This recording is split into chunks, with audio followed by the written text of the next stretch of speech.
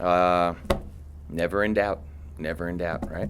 I mean, I guess that's the Kent State way to win. How many times over the course of the last 14 years, and I haven't been here all of them, but there's a ton of times that sometimes you just shake your head and wonder how you won.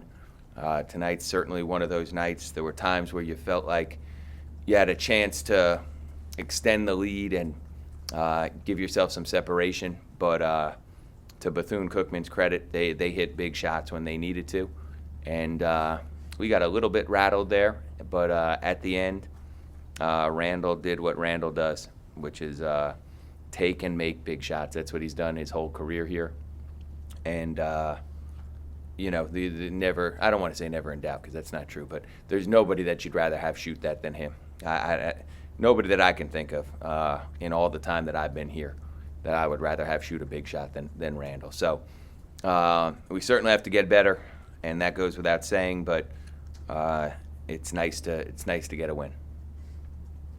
He basically said he wasn't giving that ball up. Yeah, and you know what? Called, but. Yeah. We wanted to run a play that was him coming off a ball screen. The one thing that, in watching the film against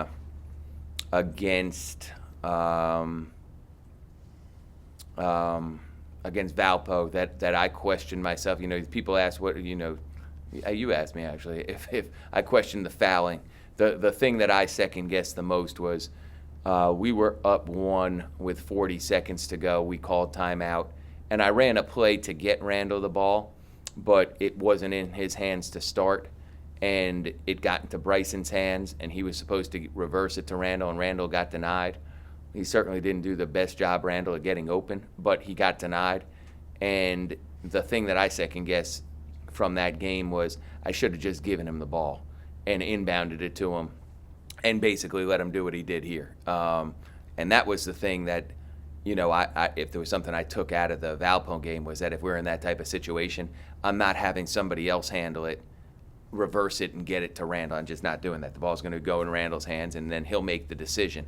Well, if somebody was open, I think if somebody was open for a layup, Randall would have passed it. Outside of that, he wasn't going to, and I'm glad he didn't, and nor should he. I mean, he's hit so many big shots over his career, so I'm glad he made it, obviously, but I'm also glad he took it. And sometimes you got to be in those situations. That's the thing I learned again last year. My first year as a coach, there were times we'd go to Justin Green. There's times we'd go to Mike Perini. There's times we go to Randall. With this year's team, I got to go to Randall, and I can't allow there to be another option. Last year's team, you know what?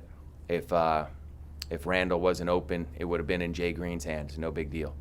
Now it's in Bryson's hands, and that's not a knock on Bryson. It's more Randall has to have the decision in his hands. So, big play by him. Big play by him. After a loss on Sunday, as tough as that was, yeah. How nice is it to get a shot? Incredibly nice, without question, because it would have been tough for our team had we lost again. It would have been, and we fought hard. Bethune-Cookman's good, and again at the end of the year, I think you'll see. They play in a league where they are on the road all the time. I think they've played 4 games, all 4 are on the road. They've got another 2 on the road coming up. But in their league, they're going to be really good. And they did the same thing to both St. Bonaventure and Tulane. They were down 8 with about 4 minutes to go and hit back-to-back threes to cut it to 2.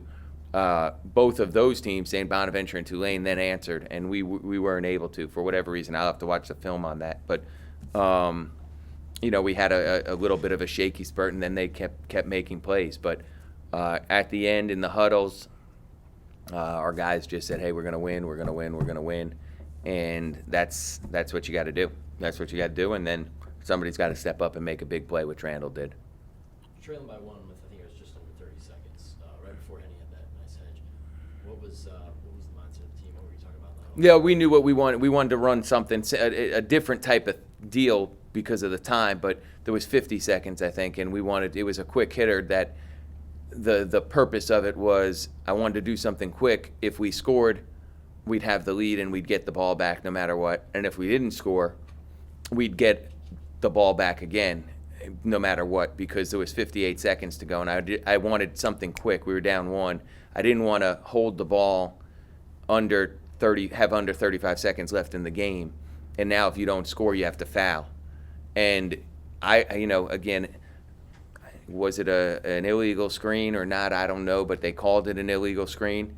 But we were fortunate that the time that they called it with about 48 seconds left, so we didn't have to foul.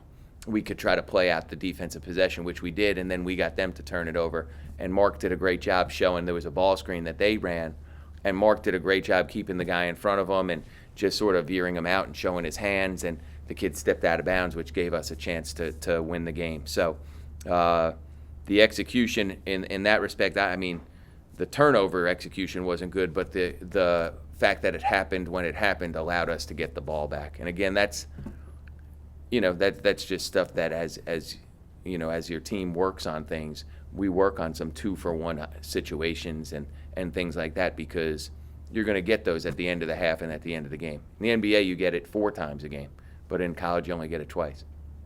When he hedges that screen, is it instinct to drive him to the sideline? Well, the kid kept dribbling. He kept trying to turn the corner. The kid just kept trying to turn the corner, and you know what? Mark did a great job showing his hands, because if his hands go down at all, it's a foul call. And Mark, he did a great job moving his feet, because if he didn't move his feet, the kid would have turned the corner and it probably would have been a foul call. It's just a great job by Mark. I mean, a great job by him. Great. I mean, he's defensively, he's our best help guy. He's our best show guy on ball screens. We call them shows, not hedges. That's just our terminology, but it's the same thing. I know what you're talking about. And he showed out there and moved his feet. That's a point guard that he kept in front of him, which, unbelievable play by him. Great play by him. Great. They were, of course, really hot from. Yeah. Coleman was stifled for most of the game. Talk about the game plan to stop him, and we're not okay with shooting threes. No, it wasn't. The thing that I'm most disappointed in is the fact that, we knew that Dukes in particular, not Scotland as much, but we knew Dukes and Trapp, that almost every shot they took were threes, and we had to get them off the three-point line, and we just didn't do a great job with that. And we've got to get better at that. Some of that's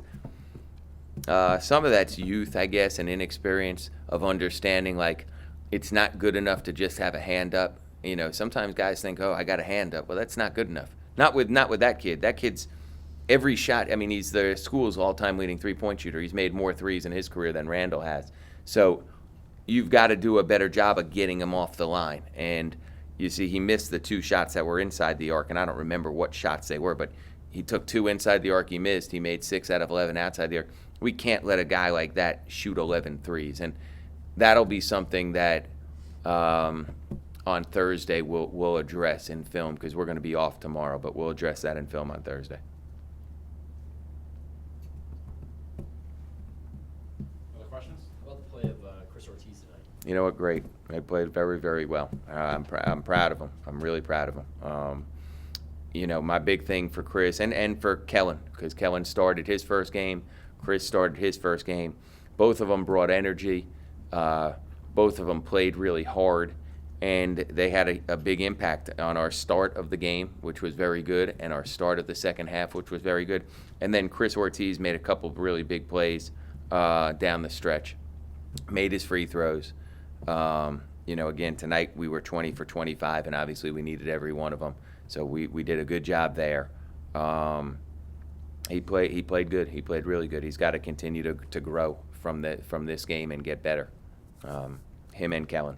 And Melvin did a nice job as well. Everybody who came in did a good job.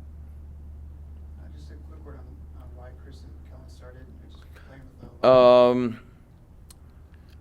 You know what? Chris Ortiz, there was a point in the year where he, I thought maybe had earned the right to start at the beginning of the year. We started Darren.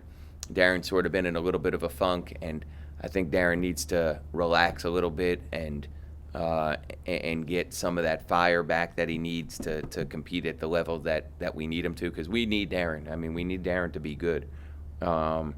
And Chris Brewer, you know, Chris will be our starting point guard.